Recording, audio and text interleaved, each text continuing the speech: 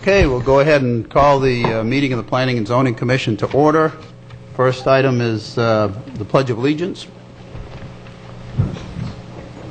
I pledge allegiance to the flag of the United States of America, to the republic for which it stands, one nation, under God, indivisible, with liberty and justice for all.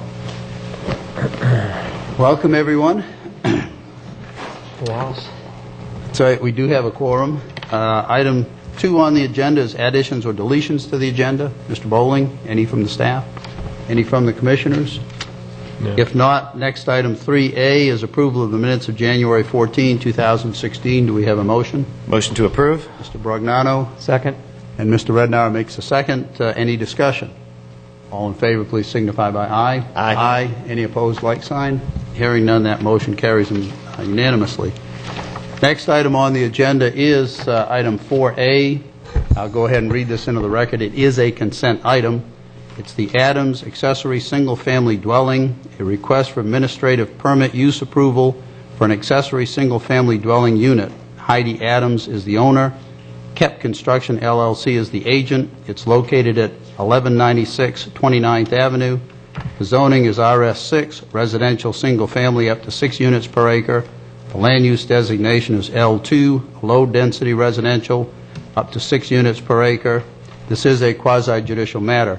It is on consent, but because it is quasi-judicial, I will ask the commissioners to disclose any ex parte communications, site visits, investigations that they've conducted, or any conflict that they may have, which would prevent them from deciding the matter fairly based on the evidence and on the law.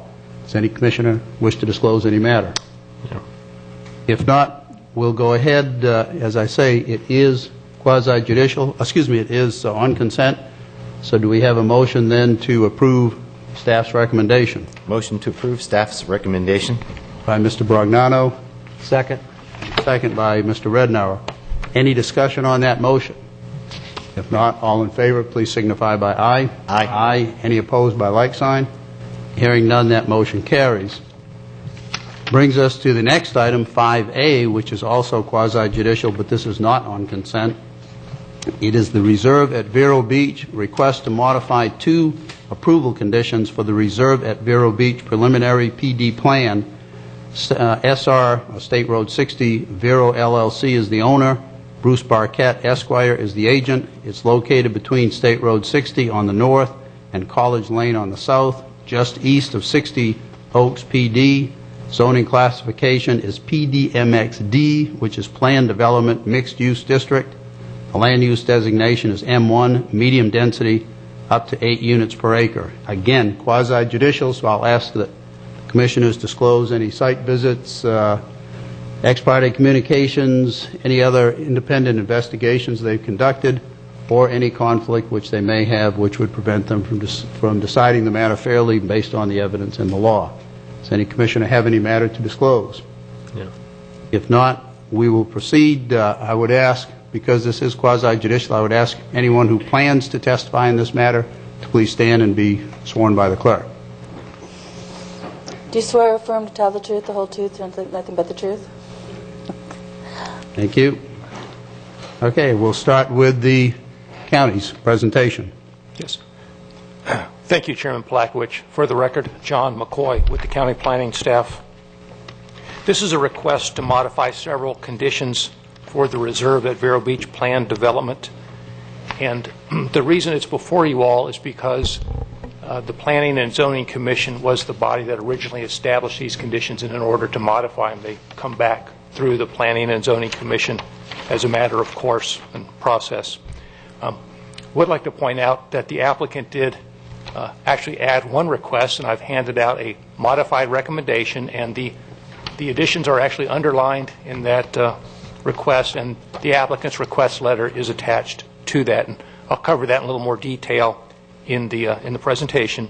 It's not unusual for an applicant to request to modify conditions, especially when there's a project with a lot of moving parts.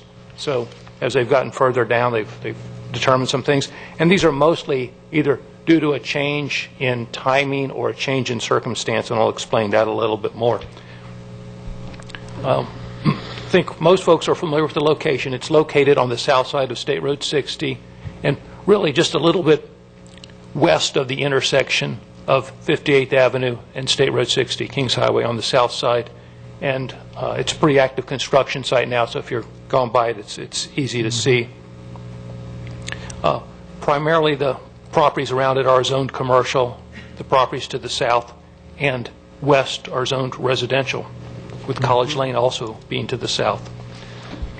This is an aerial that's kind of a broad view, and this points out several of the relevant moving parts that we're going to talk about tonight.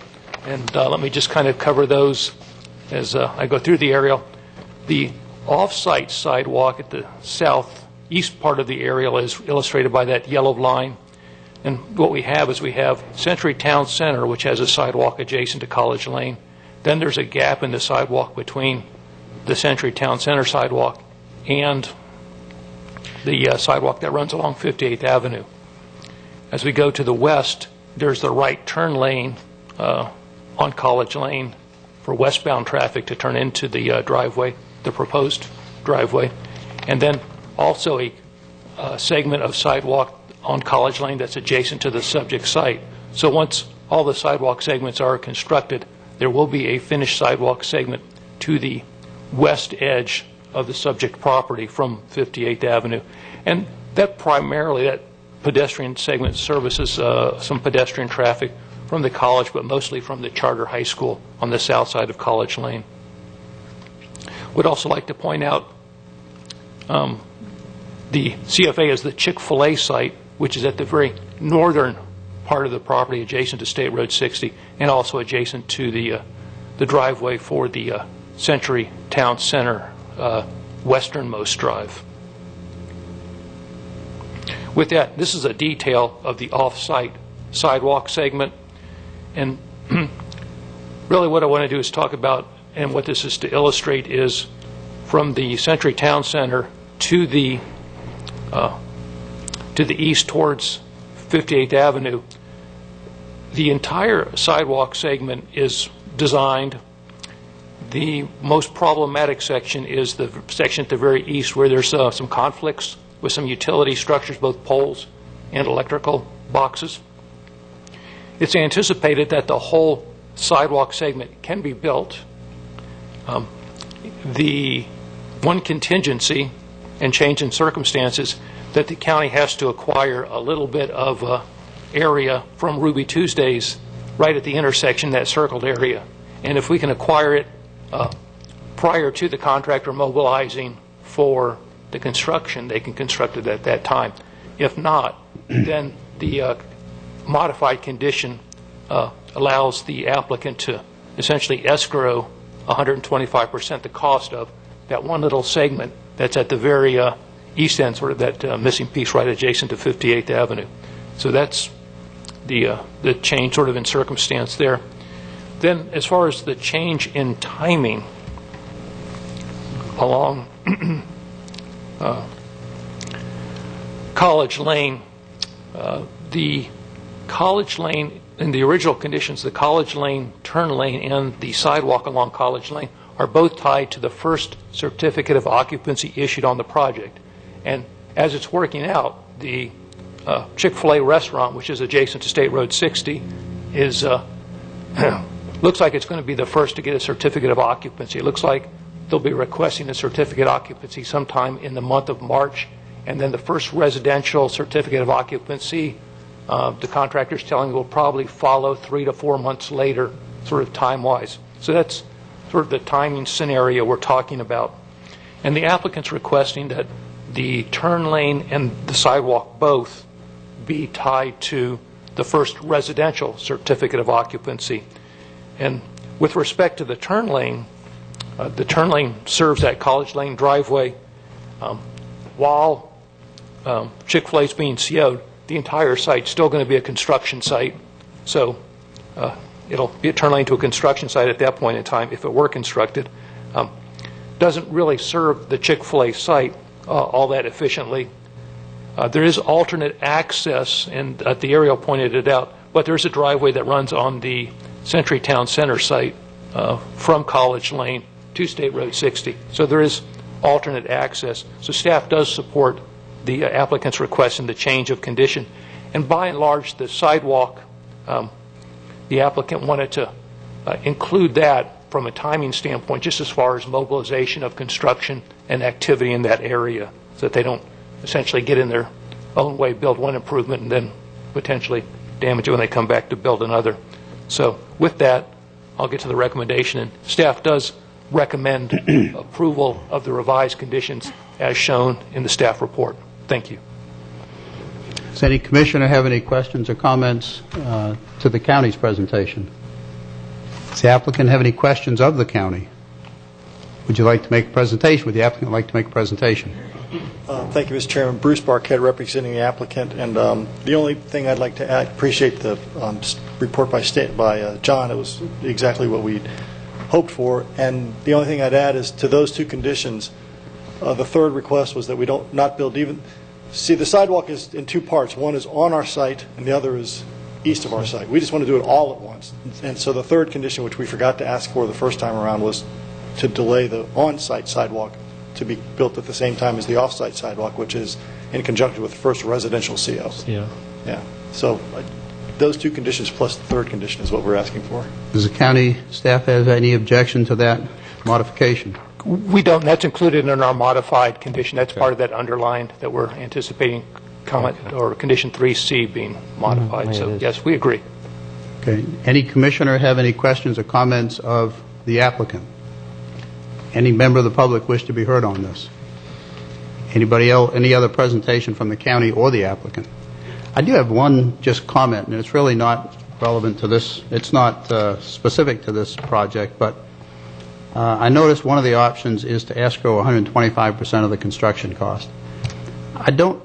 This was something when I was county attorney we encountered, and it created some problems for us, and that was sometimes applicants would elect that option, would fund the escrow, and then years would go by, and the county would not either acquire some property or whatever, and suddenly we'd find ourselves 10 or 15 years down the road, there's money sitting with the county.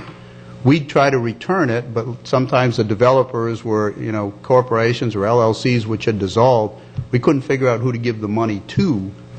And the only thing I would suggest is, if you haven't addressed that until now, you might consider some type of exit strategy out of these escrow arrangements if the condition, in other words, in this case, whatever was the county obtaining that land, if that condition doesn't happen within some period of time. So it really created some just confusion as to what to do with this money. Correct, and we can coordinate with the county attorney's office as far as putting some language in the escrow agreement, if it gets to that point, that would hopefully provide for that exit strategy as far as how the funds are dispersed if they need to be dispersed. Correct. Okay, as I say, that's more of a general comment than anything specific to this project, but it would apply since that's part of the condition. Okay, anything else? If not, we'll go ahead and close the quasi-judicial hearing. Gentlemen, what is your preference? Motion to approve with staff conditions. Okay, and that's the modified conditions brought before us today. Conditions, correct. Mr. Bragnano made the motion. Do we have a second? I'll second. Mr. Rednauer has seconded that motion.